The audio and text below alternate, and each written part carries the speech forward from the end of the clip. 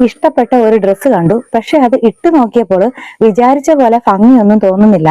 അല്ലെങ്കിൽ വണ്ണം കാരണം എപ്പോഴും ലൂസായ വസ്ത്രമാണോ തിരഞ്ഞെടുക്കാറ്? എങ്കിൽ അങ്ങനെയല്ല, കുറച്ച് വണ്ണമൊക്കെ ഉള്ളവർ ഡ്രസ്സ് സെലക്ട് ചെയ്യേണ്ടത്.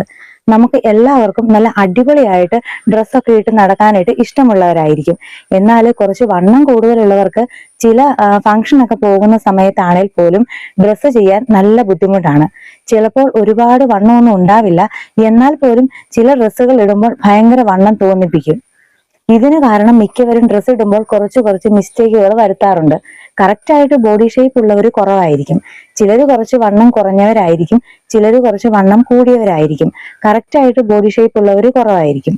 അപ്പോൾ ഇന്നത്തെ നമ്മുടെ വീഡിയോ എന്ന് പറഞ്ഞാൽ കുറച്ച് വണ്ണം കൂടുതലുള്ളവർ ആണെങ്കിലും വണ്ണം കുറച്ച് കാണിക്കാനായിട്ട് ഡ്രസ്സിങ്ങിൽ ശ്രദ്ധിക്കേണ്ട കുറച്ച് ടിപ്സുകളാണ്. എല്ലാവർക്കും പുതിയൊരു വീഡിയോയിലേക്ക് സ്വാഗതം. എല്ലാവർക്കും സുഖമാണെന്ന് വിശ്വസിക്കുന്നു. ആരെങ്കിലും ആദ്യമായിട്ടാണ് വീഡിയോ കാണുന്നതെങ്കിൽ thank you so much. Subscribe ചെയ്യാതെയാണ് കാണുന്നതെങ്കിൽ ഒന്ന് സബ്സ്ക്രൈബ് കൂടി ചെയ്യണേ. അപ്പൊ നമുക്ക് പെട്ടെന്ന് വീഡിയോയിലോട്ട് കിടക്കാം. ഞാൻ 7 കാര്യങ്ങളാണ് ഈ വീഡിയോയിലൂടെ പറയുന്നത്. സ്കിപ്പ് ചെയ്യാതെ കാണുക. എന്നിട്ട് ഈ കാര്യങ്ങളൊന്ന് ശ്രദ്ധിച്ചാൽ നല്ലൊരു മാറ്റം തന്നെ നമുക്ക് കാണാനായിട്ട് പറ്റും. അപ്പോൾ ഒന്നാമത്തെ പോയിന്റ്, കളർ സെലക്ഷൻ. കുറച്ച് വണ്ണമുള്ളവരാണെങ്കിൽ എപ്പോഴും ഡ്രസ്സിങ്ങിലെ കളർ സെലക്ട് ചെയ്യുമ്പോൾ വളരെയധികം ശ്രദ്ധിക്കേണ്ട ഒരു കാര്യമാണ്. ഒരിക്കലും ലൈറ്റ് കളേഴ്സ് നമ്മൾ സെലക്ട് ചെയ്യാതിരിക്കുക. ഡാർക്ക് കളേഴ്സ് നമുക്ക് വണ്ണം കുറച്ച് കാണിക്കാനായിട്ട് ഹെൽപ്പ് ചെയ്യും. നിങ്ങൾ ഒരുപക്ഷെ കേട്ടിട്ടുള്ള കാര്യമായിരിക്കും ബ്ലാക്ക് കളർ വണ്ണം കുറവ് തോന്നിക്കാനായിട്ട് സെലക്ട് ചെയ്യണമെന്ന്.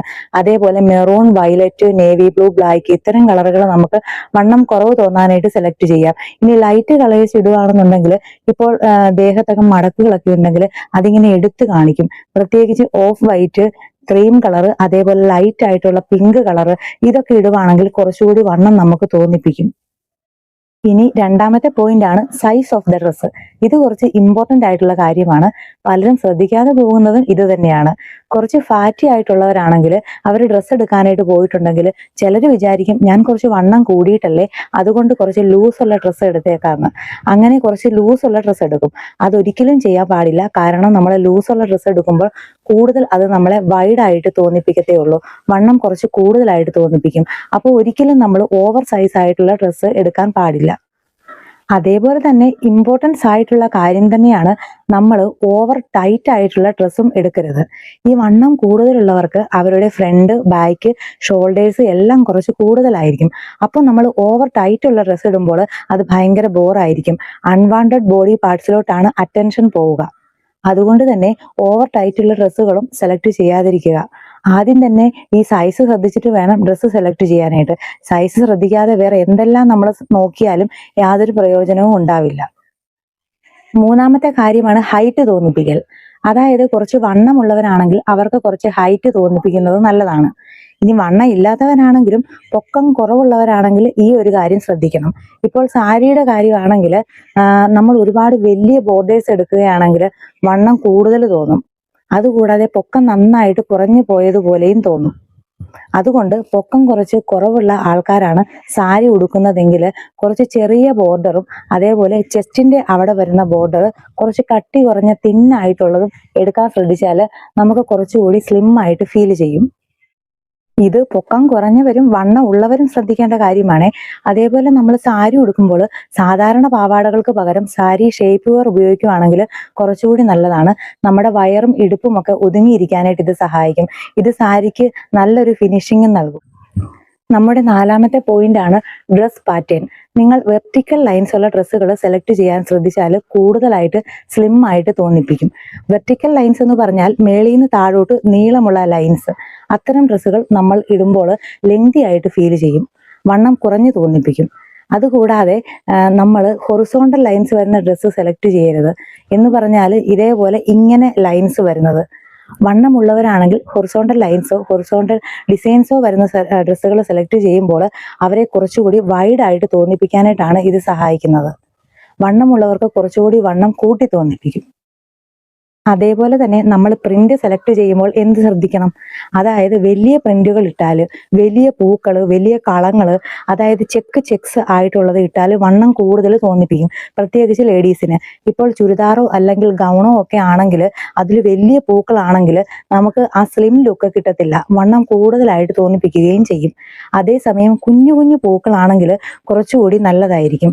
ചെക്സ് യൂസ് ചെയ്യുമ്പോഴും ചെറിയ ചെറിയ ചെക്സ് ആണെങ്കിൽ നല്ലതായിരിക്കും. നമ്മൾ അഞ്ചാമതായിട്ട് ശ്രദ്ധിക്കേണ്ടത് സ്ലീവ്സ് ആൻഡ് നെക്ക് ഡിസൈൻ ആണ്. നമ്മൾ ബ്ലൗസ് ആണെങ്കിലും ചുരിദാർ ആയാലും അതൊക്കെ ഉപയോഗിക്കുമ്പോൾ നെക്കിന്റെ കാര്യം കുറച്ച് ശ്രദ്ധിക്കണം. കോളർ ഉള്ളത് ഉപയോഗിച്ച് കഴിഞ്ഞാൽ കുറച്ച് ഇടുങ്ങിയതുപോലെ തോന്നിപ്പിക്കും. വണ്ണം കൂടുതൽ തോന്നിപ്പിക്കാനായിട്ട് ഇത് കാരണമാകും. പിടിച്ചു കെട്ടിയതുപോലൊരു ഫീലില്ലേ, അതാണ് തോന്നിപ്പിക്കുന്നത്. അതേപോലെ കഴുത്ത് ഒരുപാട് തുറന്നു പോകാനും പാടില്ല. അതേപോലെ തന്നെ ക്ലോസ്ഡ് ആയിട്ട് നിൽക്കുന്ന രീതിയിലും നെക്ക് പാടില്ല. ഇതിനിടയ്ക്ക് നിൽക്കുന്ന രീതിയിലാണ് നെക്ക് ശ്രദ്ധിക്കേണ്ടത്. വണ്ണം കൂടുതലുള്ളവർ റൗണ്ട് നെക്ക് ഒഴിവാക്കണം. വണ്ണമുള്ളവർക്ക് പറ്റിയ നെക്ക് വി നെക്കാണ്.